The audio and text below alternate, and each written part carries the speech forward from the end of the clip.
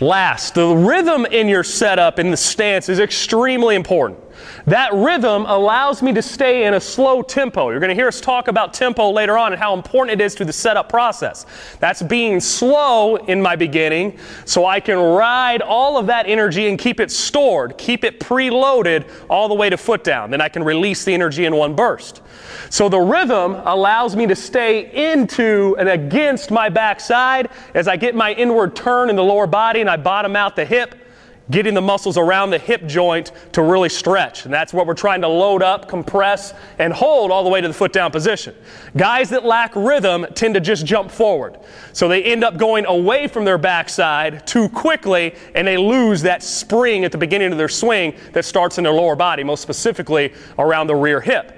So the rhythm, if hitters have never tried that before, I tell them just to have a little body sway, keeping the knees inside the ankles as they do it. Little movements are going to be better than great big movements, especially if they haven't done this previously in their setups.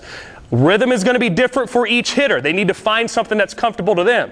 But to get them started, I'll tell them just go from ball of the foot to ball of the foot, keeping the knees inside the ankles, and trying to get the upper body to also move with the lower body in sync, trying to get both of those things to move together.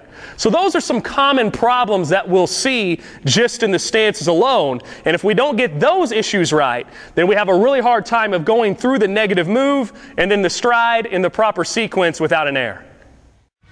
For more tips, classes, clinics, private lessons, or even live lessons on Skype with your computer, visit us at EliteBaseballTraining.com.